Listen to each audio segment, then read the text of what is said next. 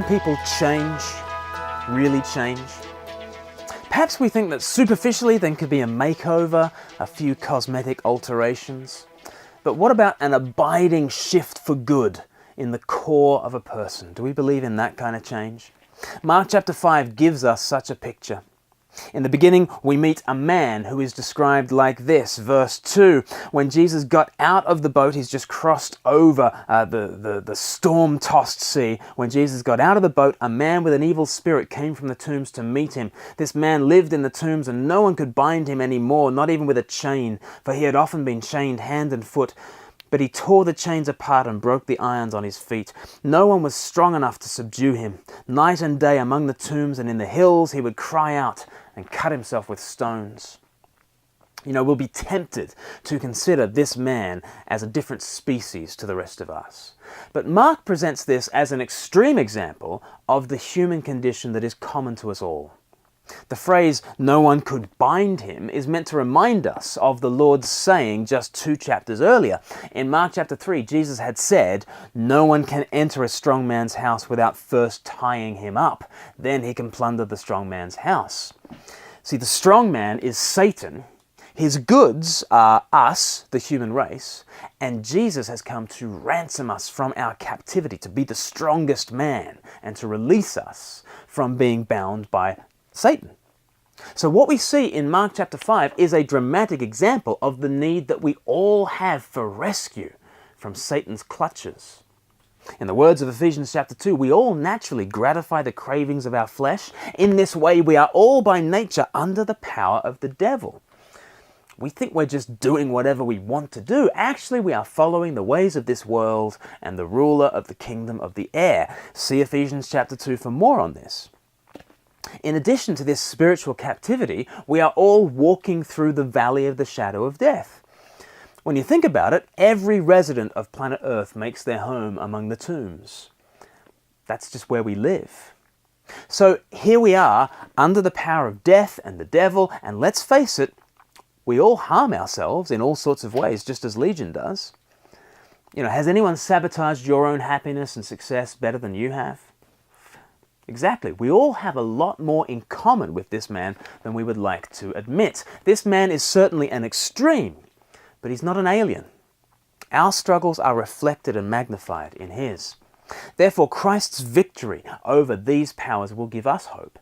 If Jesus can bring peace and order to his life, he can do it to any life. Mark chapter 5 presents the whole encounter as a battle scene. First, there is this sea crossing in which the wind and the waves, the forces of chaos, rise up to halt Jesus' progress. And then there's the beach landing, and then the man who looks like he will oppose them is called Legion, which is a military term for thousands of soldiers. It looks as though there's going to be this almighty battle, but it's a woeful mismatch. From verse 6, when Legion saw Jesus from a distance, he ran and fell on his knees in front of him. He shouted at the top of his voice, "What do you want with me, Jesus, Son of the Most High God? Swear to God that you won't torture me." When it comes down to it, the powers opposing Jesus do not fight him, but worship him. That is, they prostrate themselves before him. Verse 9, Jesus asks him, "What is your name?" And he answers, "My name is Legion, for we are many." This legion of unclean spirits is no match for Jesus, the strongest man. Just as Jesus had commanded the wind and the waves, now he commands these evil forces. They beg Jesus to be sent into some nearby pigs. Unclean spirits seek unclean animals. And when Jesus grants their request, we see the self-destructive power of evil laid bare. Verse 13, the evil spirits came out and went into the pigs. The herd, about 2,000 in number, rushed down the steep bank into the lake and were drowned. Just minutes ago, this sea looked like it would kill Jesus. Now it's the watery grave of this army of demons. The sea is a picture of the abyss where the demons and Satan himself will face their ultimate doom. And here they run headlong into it. They are hell-bent.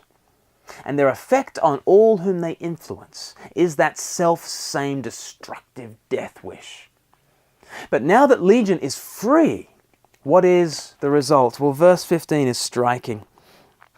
They saw the man who had been possessed by the legion of demons sitting there, dressed and in his right mind. There are 3 Greek words in the original: seated, clothed, sane. What a wonderful conversion.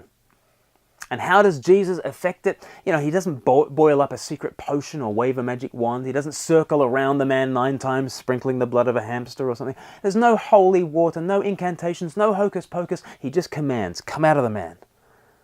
And they come out. The Bible never describes lengthy battles with evil spirits. In the Bible, no one ever goes on search and destroy ghost-busting missions. As the gospel goes out, people do encounter these extreme manifestations. And it does seem to happen when frontiers are being crossed. Here, as Jesus crosses over into Gentile territory, there is a turf war, so to speak. When the gospel comes to a new place, there do seem to be these flare-ups of evil. We can see that in the book of Acts, and we can see it in modern missionary settings. But in the Bible, the way that people deal with these demonic flare-ups is not with a series of rituals, but simply with words, with prayer. Either Jesus calls them out with a sentence, or people pray a sentence in the name of Jesus, and that's it. It's not about conjuring or cajoling the powers. It's simply a demonstration of Jesus' power. And the world is terrified. When the villagers see Legion in his right mind, verse 15, they were afraid. In a sense, this is very understandable. Jesus has just proved himself the strongest man. He is mightier than a tornado. He can tame the wild man. He can command demons, for goodness sakes. And so they're terrified of him. They beg Jesus to leave. Here we see that the crowds aren't very different to the demons. The madness of those hell-bent spirits finds an echo in the madness of people who pray for Jesus to leave. They would rather be left to their enslaving powers than to invite the presence of the liberator. Devils aren't just a problem for Legion. There is a crazed obstinacy even to normal folk. See, we would rather do without the power of Jesus. Instead, we are ruled by forces that are determined to destroy us. And then we ask Jesus to leave? It's madness, isn't it? Interestingly, Jesus grants their requests and he starts to go. If you don't want Jesus, fine, he goes. At that point, Legion makes a request of his own. He wants to join Jesus, and you would expect Jesus to grant his request. He's granted the request of the demons, he's granted the request of the mob, but when Legion asks to go with Jesus, Jesus responds in verse 19, go home to your family and tell them how much the Lord has done for you and how he has had mercy on you. Jesus here commissions the craziest man in the region to be an evangelist. Why? Because he is to tell of the mercy of the Lord.